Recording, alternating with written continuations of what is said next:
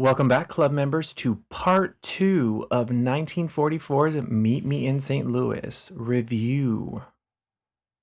Is it Louis or Louis? What are your thoughts on this? What did I Let's just go, say? Louis. Let's go into debate here with everyone that's listening to. What is the let's sound off below in comments, you guys. Louis, Louis. I hear it two ways often, and I'm in logistics, so I often hear that city being I mean, referred to as obviously both. St. Louis is slang, and I'm sure saying Meet Me in St. Louis for this movie is probably right. But I don't know. Sometimes I say Louis. And I think they debate it in the film too. I don't remember Yeah. if it's Tootie that brings it up, but I think they debate it in the film as well. It's again when they're on the ice truck and he says St. Louis. That's right, Mr. Neely, right? Mr. Neely. Yeah, he says St. Louis, and then she says it's St. Louis. Mm-hmm. And then he said that he had a brother. He had a brother or a cousin or somebody named Louis, and they called him Louis. And then she said, well, was he a city? That's right. Or was he a saint? Mhm. And then she said that it doesn't apply. Or that she doesn't see the comparison. She's funny. She is funny.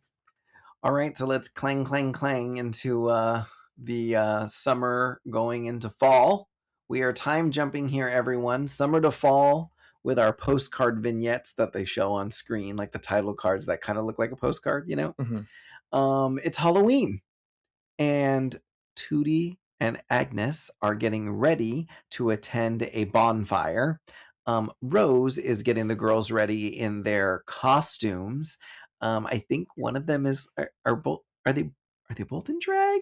What's the vibe that we're getting? They're both ghosts, but they're both men ghosts. Men ghosts, Yes, but I was always so interested by this thing that she put that Rose. So they're getting ready, and Rose has this little thing in her hand that she has over a candle, and she's heating it up. Mm-hmm. For the life of me, I always think it looks like a burnt marshmallow. Mm-hmm. But I think it's some sort of like, I don't know, chalk or some to make like soot marks on them. Yeah, she's heating it up to kind of melt it a little bit, and then she blows on it and she taps on it to make sure that it's less hot, and then she's putting it on their hands to make kind of like black streaks. Yeah. But I always remember being like, it's short and stubby and fat, and I always thought it was kind of like a marshmallow. You're like, why is she cooking a marshmallow? I don't. Yeah, but you know the things that stick with you, because I just want to know what this little black stub is. But anyway, yeah. So they're getting ready, and yeah, they're both dressed as little ghost boys, little old men, old men ghosts, little old men ghosts. Yeah. Once again, Rose's costumes to die for. She's in this like avocado green dress that's got like a striped black and white tie and matching cummerbund. I was like, when I was watching this, Boo, I was like, how can I make this into like a suit? Like a avocado-y green suit with like a black and white tie would be so cool. Do they actually have like suit makers that you can go and give them like? Yeah, of course. But that's like thousands of dollars. Yeah, $3,000 later, right? That's not what I'm looking to do. I'll create a cosplay version of it from Amazon or Shein. We'll just go to Santee Alley and find items exactly. that'll look similar. Really cute scene here with typical grandpa teaching his grandkids how to do pranks the right way. And he was telling them, like, you know, you should wet the flour a little bit before you throw flour at people, because it'll stick to them harder. It's harder to get off and easier to stick to them when they go around throwing flour. Because I guess when you throw flour on someone during this time, it's all like some weird game. Yeah, it's like a prank game that they're playing. And I was trying to last night when we were watching it, and I was kind of trying to put together what this ritual was, or what this, you know, these Halloween traditions of back in the 1900s. I was trying to put them together and not make sense of it, but try to see what the lineage of it is, or what the game is. And well, first off, to go back to what you said, I love that as well. Like the grandpa being kind of mischievous with the kids. And like, it kind of goes back to that trope of like, when you have kids, you're very strict with them. And then when you're a grandparent, you let them get away with everything. And you let them be naughty, and you just have fun with more them. of a fun relationship with your grandkids than you do necessarily some people with their actual kids. You know, you're more stern with them. But it was very cute to see him be like, yeah, wet the flower.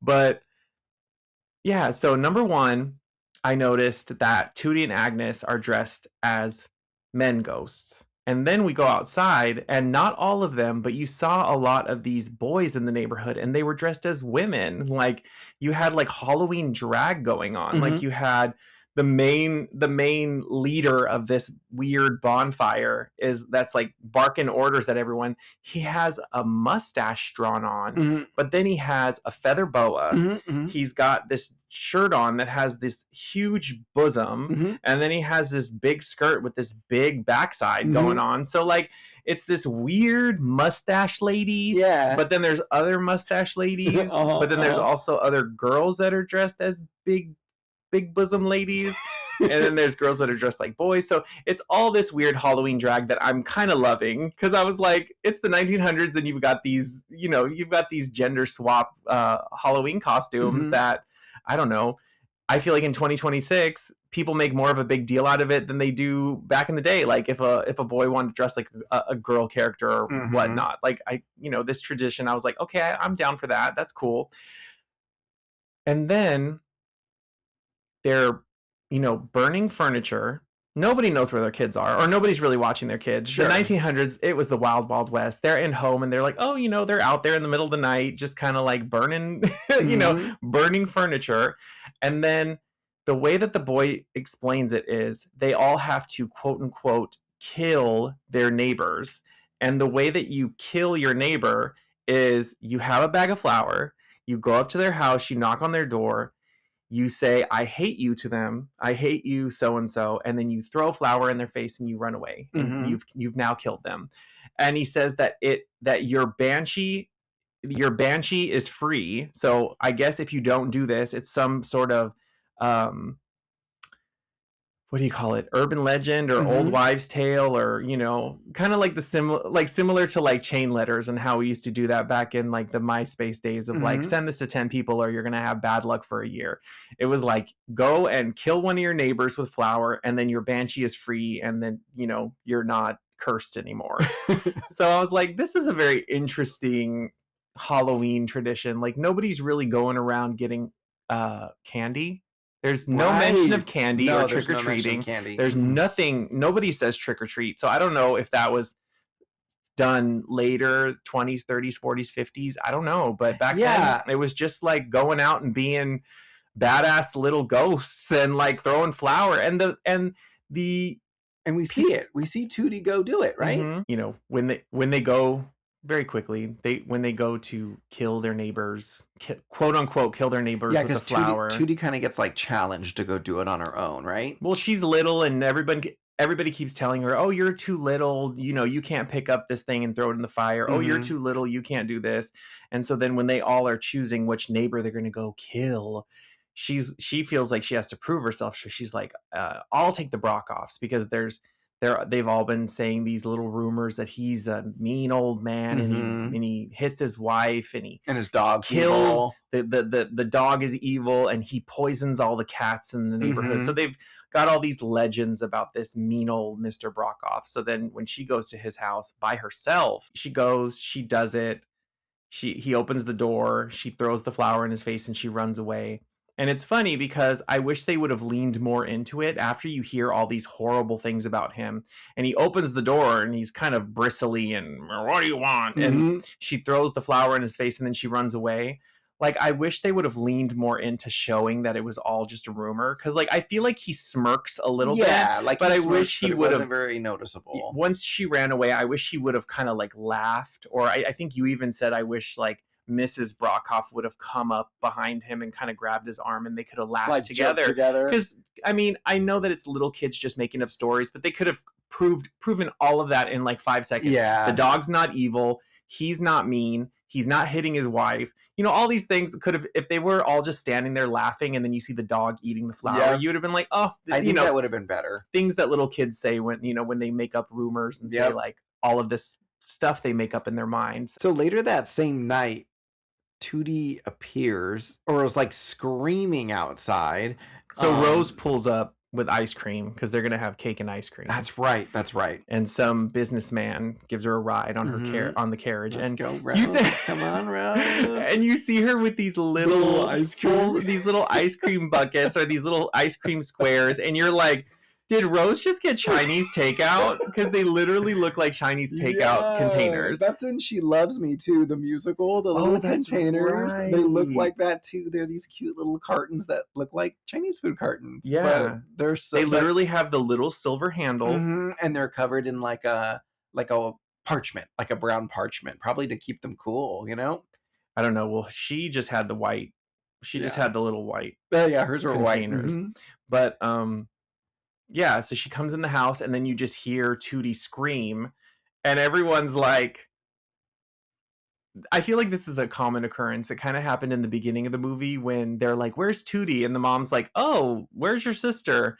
And she's like, oh, I think she's with Mr. Neely on the ice truck. And she's like, oh, that's right. And then right now, too, like Tootie screams, and everyone's kind of like, where's Tootie? Like, they were very trusting back in the day. Like they just hear her. Where is she? She's down by the street. Like they like knew everything by her scream. Yeah. How close is their house to the trolley? Because they're like, oh, she's down by the trolley. Yeah. What? How did you know that by like how far her scream was? Yeah, seriously. Anyway. So we find out that she has a split lip and she lost a tooth. She claims that John tried to kill her. And so hearing that news, Esther goes and confronts John on his front porch and basically like attacks him. She like scolds him, saying like, how dare you beat up this my little sister? You should pick on somebody your own size. She literally walks up to him and punches him right in the face. Yes. And she's punching his body over and over again. It looks so real. She kicks him. She bites his hand. Like the whole scene is very like I want to know if he got some bruises from that. Seriously. So the family calls the doctor to come check on Tootie and bandage her up. After Esther returns, Tootie and Agnes confess that John was actually trying to protect them from the police. They don't even confess. She overhears their conversation. You're right, actually. After Tootie's like, he tried to kill me, and does this whole acting scene. She comes back after decking him, and then Agnes comes in after her lip is stitched up. They're babying her, and Esther's giving her pajamas, and they're just like, oh, this poor little child who just got beat up by this big old man. And then they just randomly overhear them talking about like, oh, what happened? Oh, did you see? And they're talking about, putting this filling this dress up, stuffing and putting it on the train tracks for the trolley to hit. And somehow they wanted it to get derailed. The like menacing side to them. Oh my gosh. Like these little bad kids, like things you don't think about. Like they think it's a cute little prank, but similar to what the girl, their older sister, said, like, you could have killed someone. Yeah, seriously. And so she doesn't really confess. No, she overhears it, and they're asking questions, kind of, and they're admitting to the stuff, almost like, you're interrupting my story here. Like, let me tell you really quickly. Yeah, John pulled us aside and hid us in a closet somewhere, or so. I don't remember what she said, like some sort of broom closet or something, because she said, because the police are not looking for little girls, or they're not looking for young girls that did this. So she now realizes that Tootie's a big old liar, and that he didn't actually try to attack her little sister. Spanks the little sister, but then laughs it off because Rose is laughing about it, how funny it all is. I was like, oh my God, this is why this child is a menace. She's spoiled. Like, she's so bad. And they're just like, oh, Tootie. Yeah, it's okay.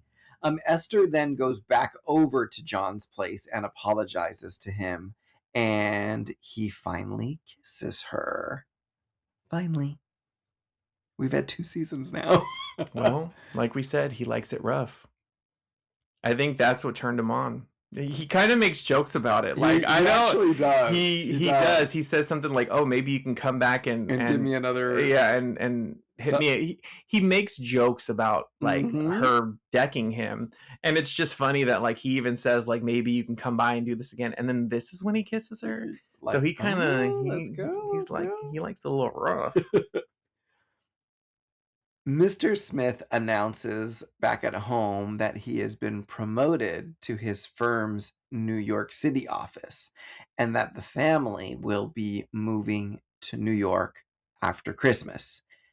Everyone's devastated by the news, which is shocking to Papa because he thought that everyone was going to be excited for this new adventure, especially for New York, being such a sought out city for success. But yeah, everyone's devastated by the news, especially Rose and Esther, who's basically like their romances and their friendships are obviously more threatened by all of this than the little girls. But yeah, it's specifically references back to them being like, we've all of our friends, like our romance is going on. Like what's the deal with this? So Esther, um, like she's upset because they're going to be missing the World's Fair opening. Yeah, they're literally going to move after Christmas and before spring, meaning that they're going to miss the World's Fair.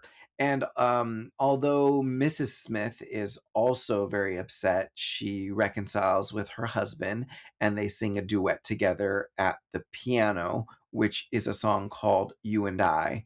It is really pretty. I will say this whole scene to me is really beautiful because I do think that this goes back to what you were saying originally, Boo, about the plot at some points does feel very thin, but it is moments like this where it's not just about like a whole family coming together, but it's about a wife having to step up for her husband's sake, knowing what's best for her family and what's best for the success of her husband, and basically calms the tides with the family, and everybody comes together as they do sing this duet at the piano. All the family comes back together after they were pissy and like stormed off. So I do think this goes back to one of your points about it could be very thin and boring if it wasn't done also well with the acting and the camera work, following the girls to the table, grabbing their pieces of cake, which they already had rejected earlier.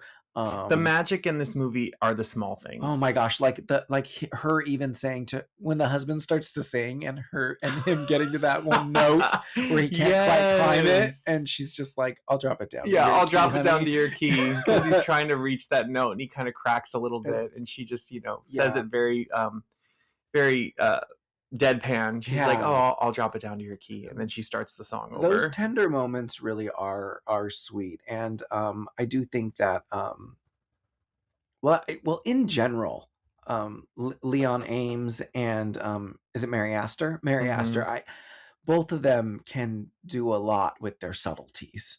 And I think because they are the more mature actors, and you were even saying that Mary was quite young for this role. She was. And I mean, I was doing a little bit of research on her because she is such a talented actress in her subtleties and in her small. I will say she doesn't get very many of the flashy lines or the flashy moments, but she's very much the heart of the family, and she kind of, I feel like, like you said, in this moment, she kind of keeps everyone together. She's the strong, everything's going to be okay person. Right. So the dad, he's doing what he has to do, but he, he doesn't necessarily have a temper. I'll just say that he is a little bit more erratic, like in the way he, he's the man of the house, and what he says goes. And, I thought you guys would be happy. And, he's, kind of overwhelmed in this moment of like, oh God, like, what have I done? Like, I thought I was doing good for my family. And she's kind of the peacemaker, and, it's okay. Let's, and starts this song, and everyone comes back together. And, but yeah, going back to Mary Astor, I think she was only 37, 38. So, she could have had a family this big. I'm not saying that, but usually in Hollywood, I'll take that back. At that point, some women were playing mother roles at that age, but there were also actresses of that age that were still playing more of the lead roles as well. I just think so when I saw her age, I was just like, oh, she's 38. That's kind of yeah. It could be because she is partnered up with Leon, who does seem so much more older or dignified, but they do very, very well together. And this scene, they did have their voices dubbed by one of the producers of the film, and also Denny Marcus, who is one of the women that you see in the trolley song. She's wearing blue during the trolley And song. she has the dark brunette hair, correct? And she did the voice for this. She dubbed the voice for this. I will say that I think this is my favorite song of the film, but when I say fave song, I think it's because it's my fave moment during the songs. I think that it's a very pretty, calm song. Like, there's nothing flashy about it. It just goes very well with what's going on. Yeah, I think it serves its purpose for the plot. It really helps serve the purpose for the plot. And I love the little moments. I love seeing, again, out of all of the sisters, when it comes to Margeret O Brien, you get so many moments of Margaret and Judy, and you feel this like sisterly bond. And I know that deep diving into the background and the production of this film, I know that Judy had such an protective feeling and a affection towards this little actress because she saw so much in her, because she started at such a young age. And then you see this little girl who's just, this talented little actress, and she kind of had a protective vibe, knowing everything that happened to her growing up. I think she just wanted to protect her. And again, it's probably just acting, but I see the moments like when she's sitting on her lap and, Tootie kind of tries to snatch at her cake with her hand, and she kind of moves her hand away and then puts a little fork full of ice cream and cake and feeds it to her. And just little moments like that, it really showed, such a sisterly bond between them that, like, even with their age difference, I felt like Esther really protected and loved Tootie, even with what a little menace she was. Right. Interesting fact before we go on from this song. By this time in Mary Astor's career, she had already had an Academy Award for Best Supporting Actress for The Great Lie with awesome. Betty Davis. And she won a Best Supporting Actress for this. A few years later, she signs a 7-year deal with MGM. And she said that she instantly regretted it because she did not get put into, you would think after you've won an Academy Award, you would be put into more prestige roles, lead roles. She said that she became the quote unquote mother of Metro, and that all of these roles that she played during her time in MGM were all these mother underwritten roles. So on one hand, I do go, well, dang, that kind of sucks. But then on the other hand, I kind of think, well, look what she was able to do with some of these roles. Now, is the mother in this movie the most memorable? No, but the subtleties and everything, I feel like she did what she could with this role and made the best of it. So much more than it could have been, again, left in the wrong hands. She really did do well as the matriarch of this family. Agreed. So yeah, very interesting. She was the mother of Metro. Mother of Metro after an Oscar. Yeah, you just never know what's gonna happen. They just snatched her up and said, "Okay, you're gonna be mommy." Our go-to. So this scene blends very smoothly into the Christmas season as we jump from fall into the winter in this next scene. We start off the next scene with Katie cleaning up a situation because Rose does not have a date for this year's Christmas ball that happens on Christmas Eve. So Katie is trying to tell her, like, it's not that serious. In fact, you should go with your brother. And she tells the brother, like, hey, you need to man up and be a gentleman and take your sister, because you can't let her just go to the Christmas ball all by herself. So Katie helps the problem being that both of the people they want to go to the dance with are going with each other. Yeah. So one is Lucille, right? Lucille Ballard. There we go. So it's Lucille and Warren that are basically going together. Lucille Ballard, played by June Lockhart, and Warren Sheffield, played by Robert Sully. Nice. And so they are each other's dates. And Rose and Lon are kind of bristly about it, and they're doing the snowman, and they kind of make this mean, frumpy looking snow person, and it's supposed to be Lucille. And that's when they get into this argument about, you're just mad because you can't go with your date, and you're just mad that you can't go with your date. And that's when Katie is like, did you ever think to take your sister? Yeah, like, come on, step up, take your sister. Which then Esther co-signs on and says, yeah, you guys can go with each other, it's no big deal. Yeah, there's nothing weird about that. Yeah, so she's like, just do it. And then they decide to go to the dance together. Meanwhile, John shows up to the house and has to apologize to Esther because he was too late to pick up his tuxedo at the tailor, and he can't get his tuxedo anymore. Mm-hmm. So now he can't escort her to the dance. But before we get the scene, we do get the really funny corset scene, which I love. Oh, is that here? Well, because they're doing they're tightening each other's corsets before John shows up. So they've played in the snow, they've made their snowman, now they're getting ready for the dance, and Rose is cinching up Esther to the gods, making her have the tiniest waist possible.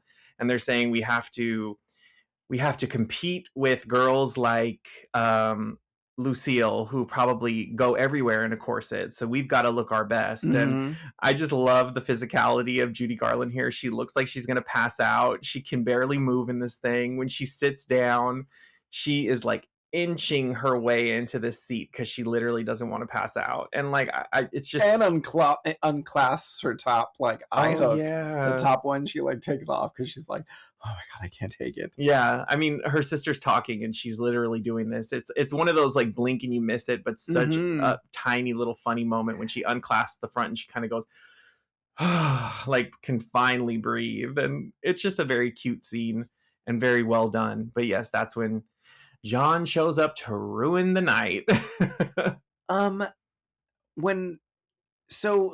Okay. So then they go back, she goes back upstairs, and that's when she's like crying to her sister. Is that what happens? Yes. They return back upstairs. John says that he was playing basketball a little too long. The tailor was closed. He doesn't know where the tailor lives. So, because she was like, well, go get him. Tell him to open up his shop. Yeah. And he says, like, I know his last name is Jones or John or something, but he doesn't know where he lives. And so he says, do you want to do something else? We can go do something else. And she's kind of, the night is ruined for her. Yeah, so the night's ruined. I'm going to pack. Yeah, I'm just going to pack. So she goes upstairs and she's crying and tells her sister, I'm not going. And the sister's like, well, Lon can take both of us. And she's like, I'm not going to the dance with my brother. And she's like, oh, well, it was good enough for when I needed him as a date. Yeah, and that's when Esther says, well, one sister going with her brother is fine, but two sisters will make our family a laughing stock. So, and then she goes to get her mother because Esther's inconsolable. And that's when Grandpa comes in, and they have a very sweet moment. And he tells her that, she reminds him so much of her grandmother, and that he has a tuxedo, and that, he'd be happy to dust it off for her. Yeah. And accompany her to the dance. It was very cute, and it definitely did its job. The scene did its job, and, it's a very family film, and this family is very close, and, you have these family dynamic scenes.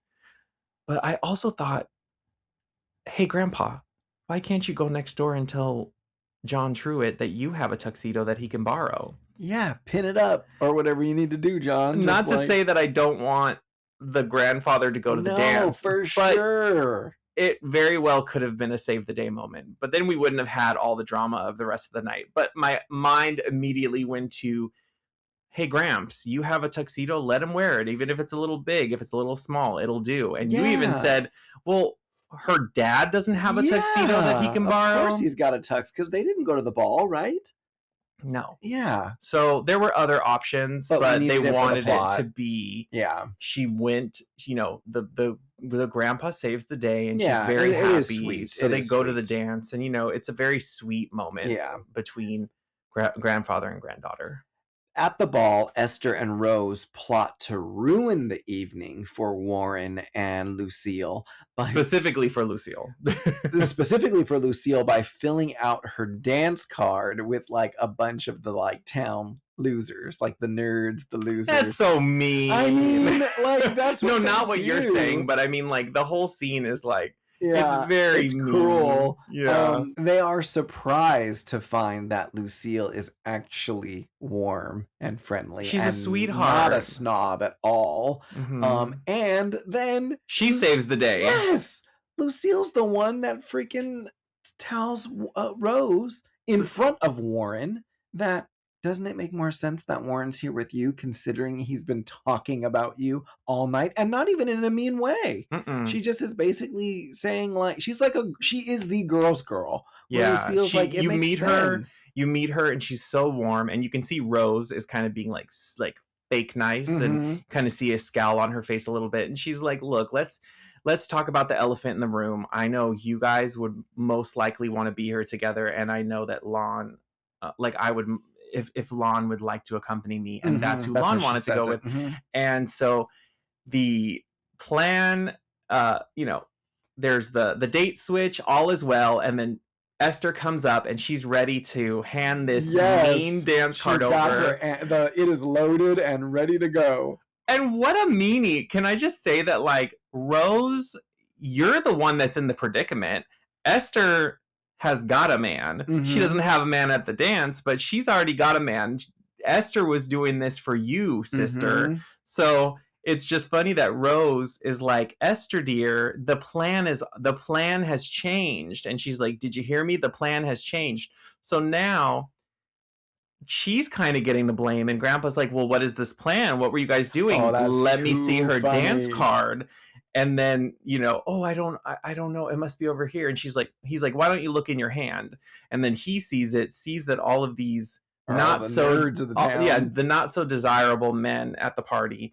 And so out of guilt, when Lucille comes up to get her dance card, Esther says, oh, I switched the names on accident. This is your dance card. So now she has to spend the rest of the night with these guys that are not only undesirable, but they cannot dance. Like, what does one have to do with the other? Like, they have these kind of nerdy looking guys, but then they also are like throwing her around the dance floor. And it's a very funny montage of all of the horrible dances that she has to do. I also love, once again, Grandpa not coming to the rescue until she learned her lesson. He lets her duke it out dancing on the dance floor with about 3 of these guys, until finally Grandpa slides in and says, like, would you mind if I had this dance with my granddaughter? So it is cool that, Mr. Prankster, although he let her, like, he let her, she learned her lesson. She learned her lesson enough, like, that he swooped in finally and said, like, oh, I'm gonna dance the night with my granddaughter.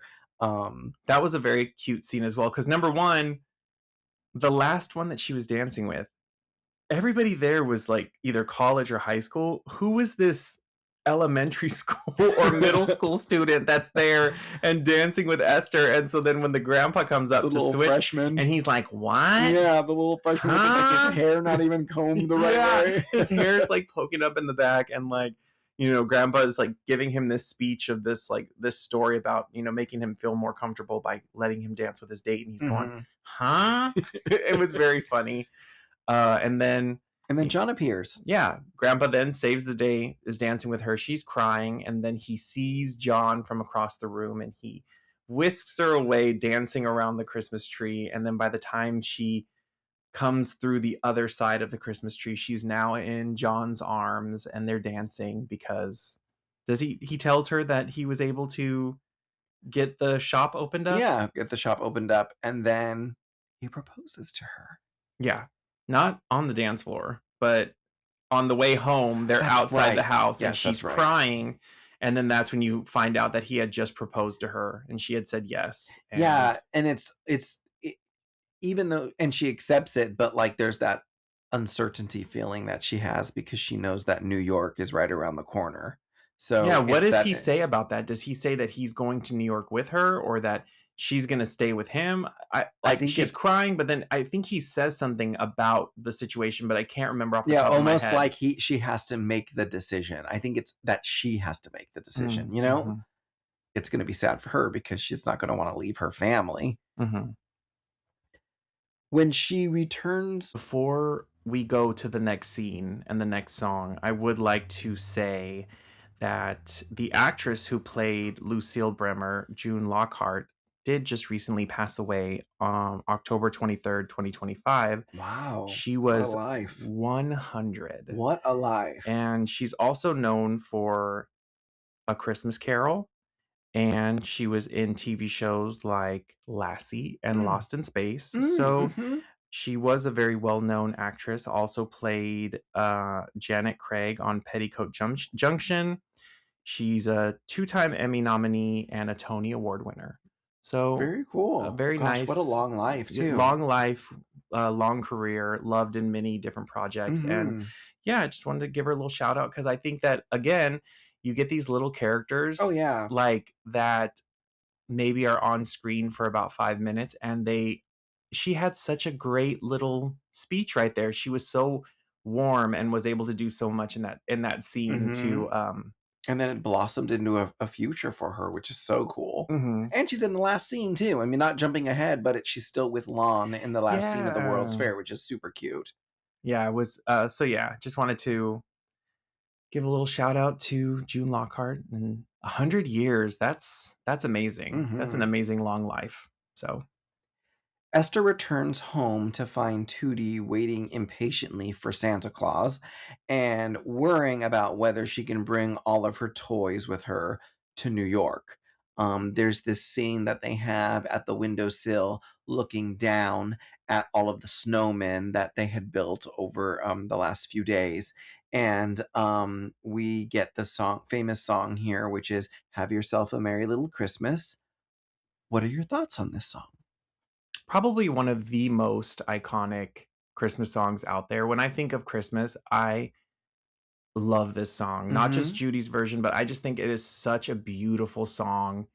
Um, Again, like I was saying earlier, I don't know. I feel like it is one of those trivia things where people don't really, not, I won't say all, but there are probably a lot of people who don't know the origin of the song and probably did not know that it originated from this, Mm-hmm. because it just seems like such a Christmas classic that a lot of people would Don't just think of correlate it it as together. Mm-hmm. a Christmas, like a traditional Christmas song.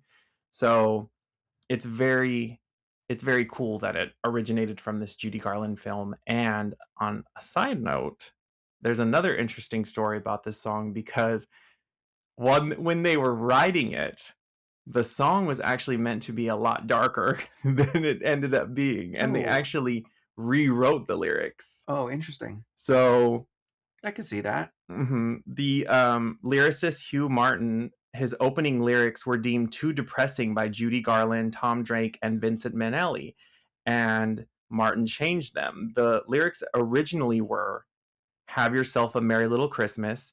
It may be your last. Next year, we may all be living in the past."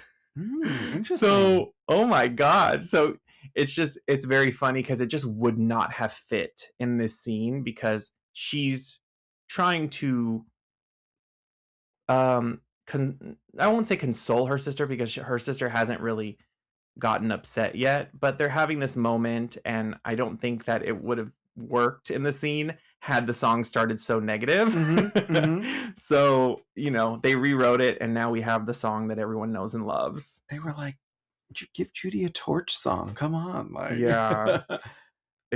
But yes, I think that it is a beautiful song, and it just has kind of lived on probably more Yeah, than this movie, to be honest. I mean, there are a lot of people for that know this sure. song and probably do not have any idea what Meet Me in St. Louis For is. sure. Absolutely.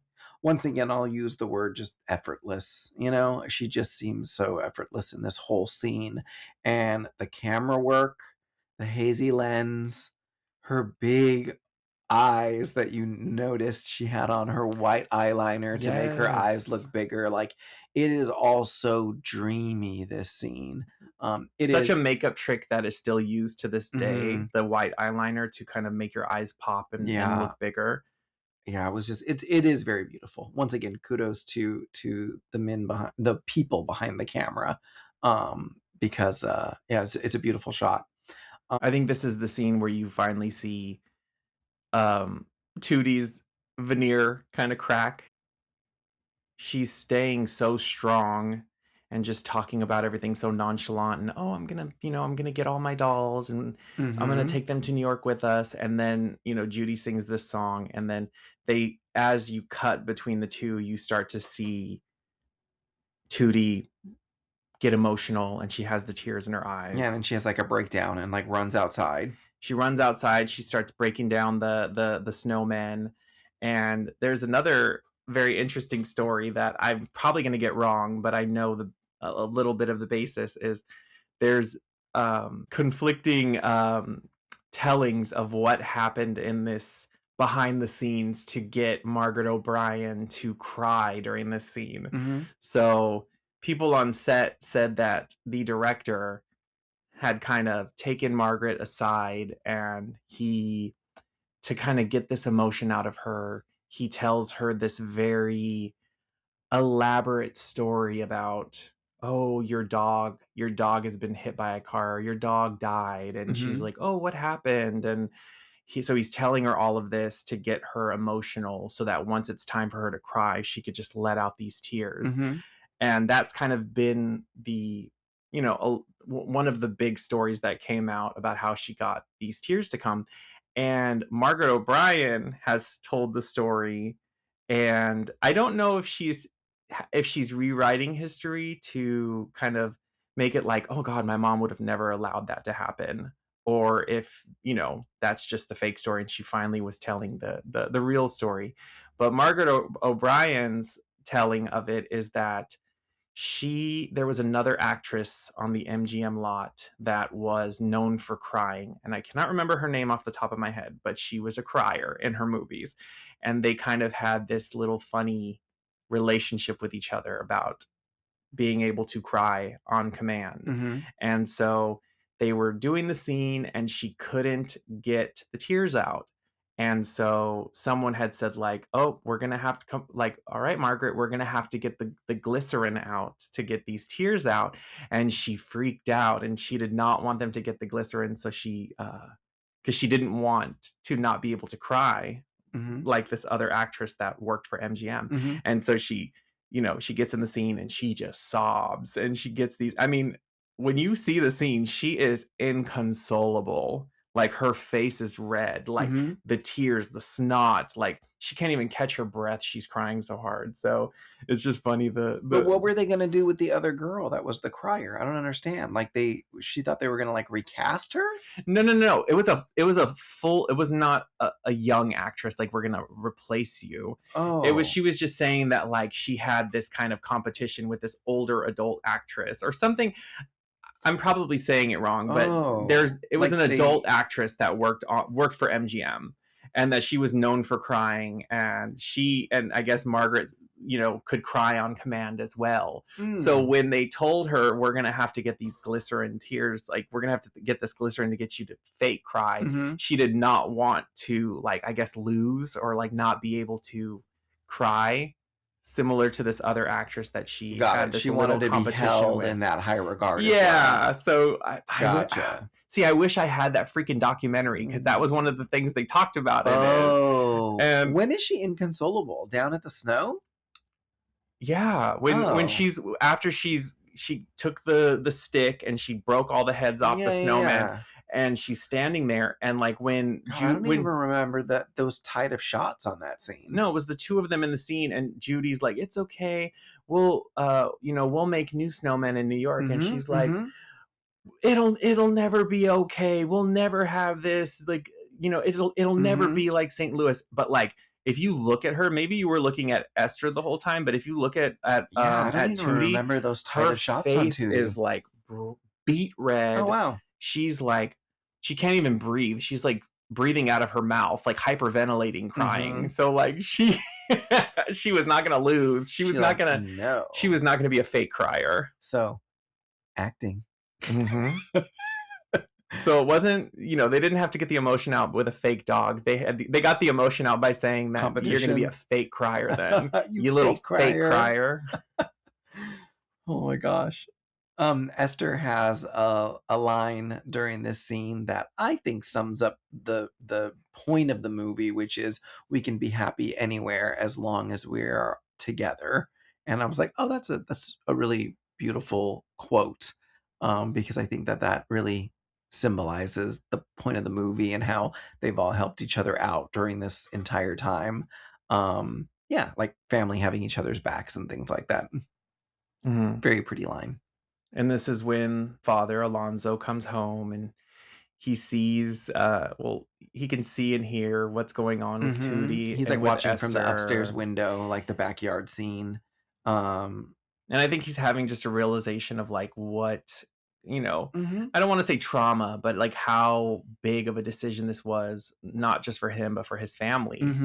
And, So yeah, he thinks about it in the living room. He calls them all downstairs and basically lets the family know that he has decided that they will not be moving to New York, much to everyone's surprise and joy. They're all happy about it.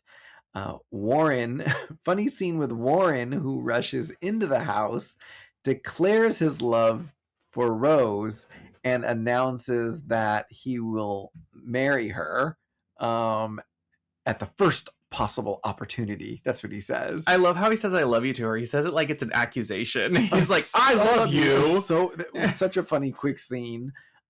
Especially even when the dad is like, I'll have to meet him. Who the heck was that? I'll have to meet him one day. But he still, tells her congratulations. And the mom congratulates Rose and the dad congratulates her and kind of makes the joke about like, I'll have to meet him one day. And the grandpa says that boy's likely to leave for his honeymoon without her. So it was a very cute scene. And then it's Christmas. And it's midnight. It's hit midnight. So they all realize it's Christmas. So they celebrate. And little stinker Tootie's like, oh, well, Rose just got proposed to, so she should be able to open up her presents. And they're like, no, you just want to open up your presents. My God. I think it's the brother that calls her out too. He's like, no. And so then, go ahead. Oh, there's also a very sweet scene once everybody has hugged each other, Merry Christmas, and they are handing each other their presents, right? Yes. And their mother kind of walks away from them for a second, and she walks over to the little table. Bless you, Rosie. The little table in front of them, and it kind of shows her strength and her kind of, silently kind of having a cry to herself while she's just so happy that like I think her family is happy. Yeah. Oh gosh. Our dog is being a little menace right now. And it's very sweet because Alonzo comes and puts his hand on her hand and she's kind of shocked for a second and then they have a little moment together and cry and hold each other. It's a very sweet scene. Their subtleties together really are something special, honestly. This is where we have our final time jump from winter back now to the spring. So now we've had all 4 seasons. This is the last season of the year. And here we are in spring and everyone is headed to the Louisiana Purchase Exposition. At the World's Fair, the family gathers overlooking this Grand Lagoon area. The scene that basically was cut out earlier, right? The big lagoon area that is now the World's Fair. They see all these like thousands of lights illuminated in the Grand Pavilion area across the way. Personally, I think the mom's dress is like the scene stiller dress in this scene because everyone is like dressed to the nines. But the mom's has almost like a subtle like lilac color to it. Really, really beautiful costume work in this last scene. Yeah, they were all dressed to the nines. They Mhm. all had a theme. They said, let's go in white. Yeah, it was gorgeous. And the mom's has like an almost like subtle purple undertone to it. Lucille's has like a subtle yellow undertone to it. And I think all of the daughters are just in white. But yeah, really, really beautiful costume work. Once again, just, gotta mention that. not to be rude, but like kind of a letdown. The grand finale at the fair, it's like they had one little balcony that they're Shot. all standing, Yeah. and then you get the backdrop, the painted backdrop of the fair that they kind of put lights through to like Yeah. turn on all the lights of the building. It's almost You like see a did little they bit. rush it? I just don't know if they knew how to, because I mean, this fair, if you look up pictures back in the day, this was a massive, massive thing. And like the Ferris wheel that you see it, and it's like an inch tall in the Yeah, background. But this yeah. Ferris wheel, I know back in the day, was huge. It was this huge thing that like I think to this day, or at least when I lived there as a child, and I know that wherever this event happened, the base structure is still in the ground. Like Mhm. underneath the little, like what was holding up that Ferris wheel, those big structure pieces are Mhm. still buried in the ground.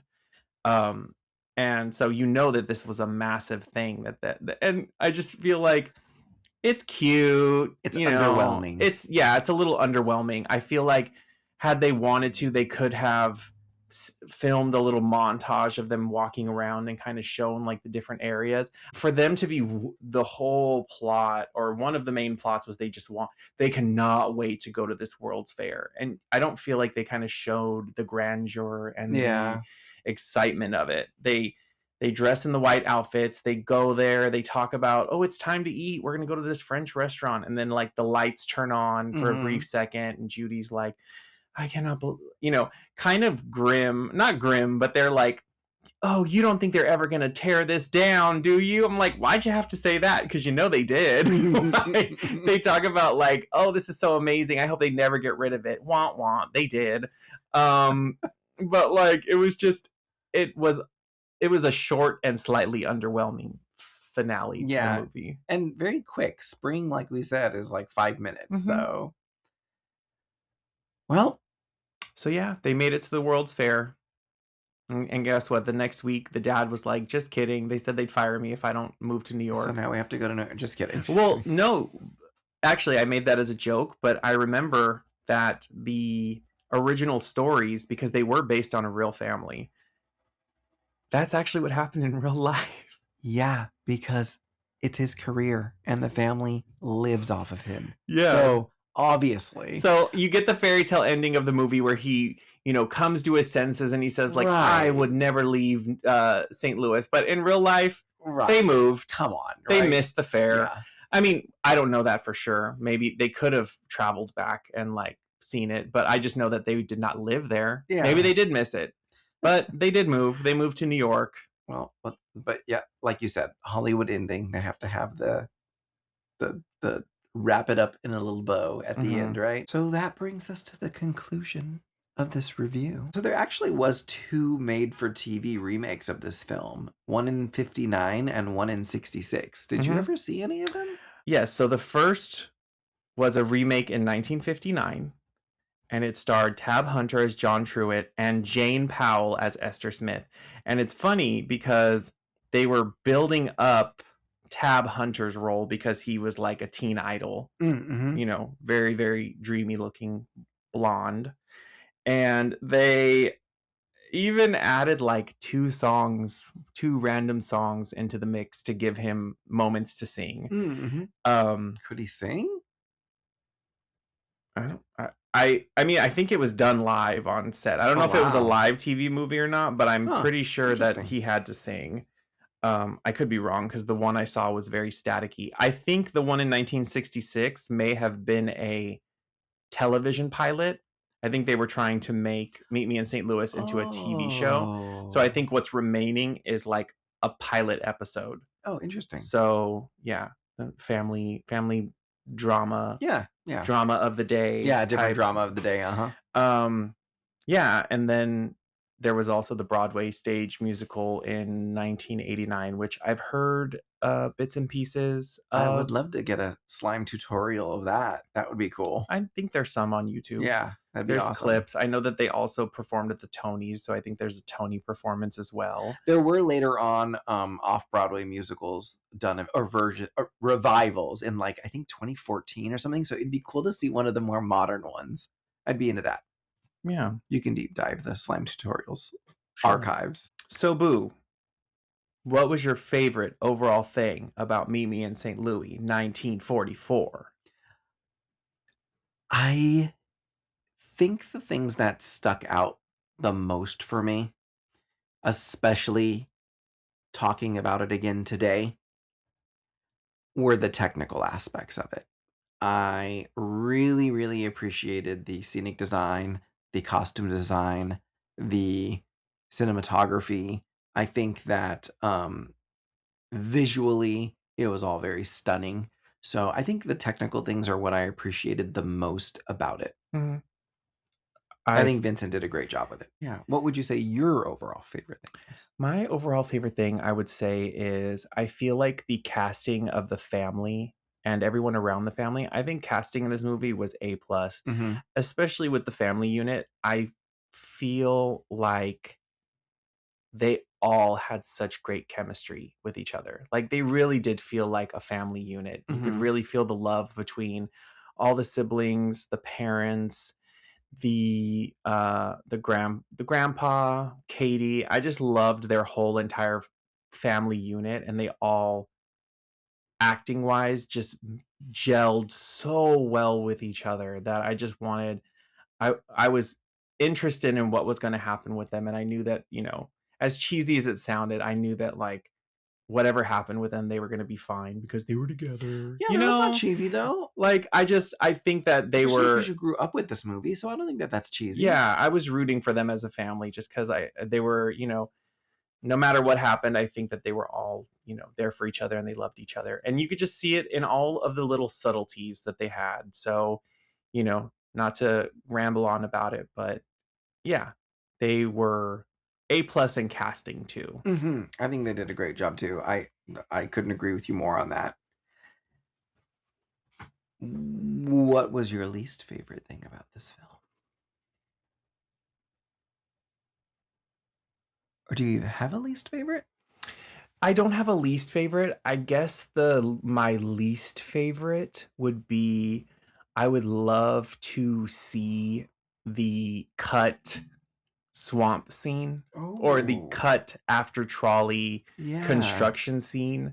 I would love to see what they were going to do there. I would love to see how John and Esther's relationship kind of blossomed more there. I would love to see what they did with the Rogers and Hammerstein song. Like Yeah.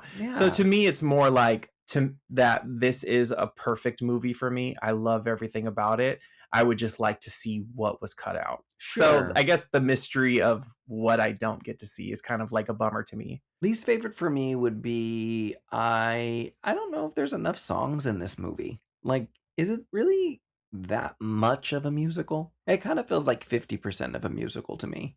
Because I don't know if there's enough songs in it. And they're very short songs too. So, not that this film couldn't be done without the music, because personally I do think that the film could read as just a movie. But yeah, to categorize this as a musical, I'm like, we should have a little bit more to it, in my opinion. I feel like you come across this a lot more when someone is making a movie that is a movie musical and not turning a Broadway musical into a movie. Yeah, I could see that. Because Yes. regardless, when you have a Broadway musical and you make it into a film, you're going to have songs you're going to have to cut out because Yeah. that's just what happened. They Yeah. wanted more scenes, and to make more scenes, you had to cut out songs. I feel like 90% of the time, this is what happens. Even to this day, you do a Broadway musical as a film, you're going to cut out a chunk of songs that you feel are not necessary to either shorten the film or to add more Yeah. acting scenes. when you are making a film that is a fresh musical, a fresh, brand new musical, you're always going to have less songs. I feel more back in the day. But even if you look at something like The Greatest Showman that they just did, if you look at that soundtrack, it doesn't have that many songs. Oh, really? I think it has 11 or 12, and two or three of them are reprises. So it doesn't have a lot of songs. Wow. There's just not a lot. How do you feel about the legacy of this film? I mean, as simple as an answer as it is, I feel like the legacy of this film is Have Yourself a Merry Little Christmas. Agreed. Like, out of everything to live on from this, I feel like that song has kind of had a life of its own, beyond the film, and people maybe not even knowing that it's from the film. So I feel like that would be the legacy, which, to add on to that, has kind of made this into an unofficial Christmas movie. I don't even know if they released this movie during the Christmas season. Yeah, like, I would say that I agree with you on that. I think that that is the legacy of this, is the fact that it has become a Christmas movie. Oh, I guess it was released around when you would release a Christmas movie. Like, there was a St. Louis release on November 22nd, 1944, and a New York City release November 28th, 1944. So it is released around that time. So Oscar season. Makes sense. Yeah. Makes sense. But yeah. So I think we can agree on the legacy. It gave us one of the best Christmas songs ever. And the Judy gays love the trolley song. And the bang, apparently. No, they hate the bangs. Yeah. You want to see some bad Judy Garland hair? Go watch Judy Davis do the trolley song in the Judy Garland movie. That hair is orange. The wig she's wearing is orange. Oh my gosh. And she's supposed to be 17, and we haven't watched that in forever. Oh.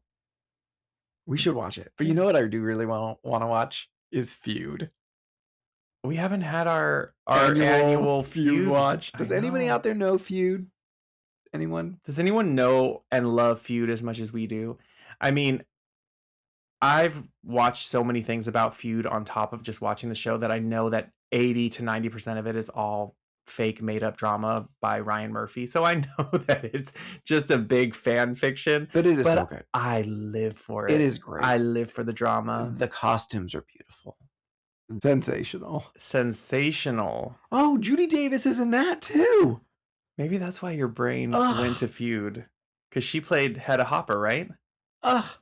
Hello. Yeah, we need to watch Feud. Yeah, for sure. So if you have not seen Feud, Betty and Joan, go watch it. Because we're going to right now on this Sunday. Yeah, we're going to cut this short because we need to go watch Feud. Time to spin the wheel. Let's do this. All right. Here we go.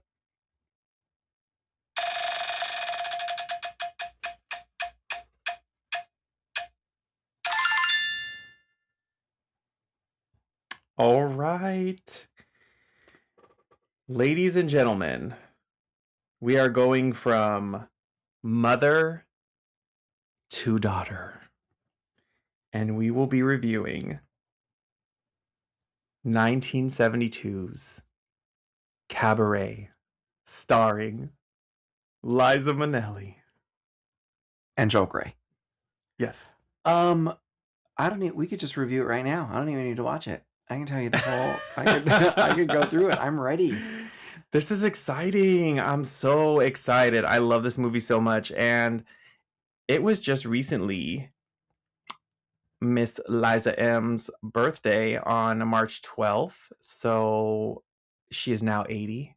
Oh, wow. She is now releasing a autobiography. All right, everybody, go out there and watch Fosse's Cabaret. Go follow us on social media, IG, TikTok at Hollywood Hubbies. We appreciate everyone for listening in. Please share the podcast with your friends and family. We are ready to get to that next milestone, which is 5K. And yeah, that's it. All right, guys. See you next time. Go watch Cabaret. Bye. Bye.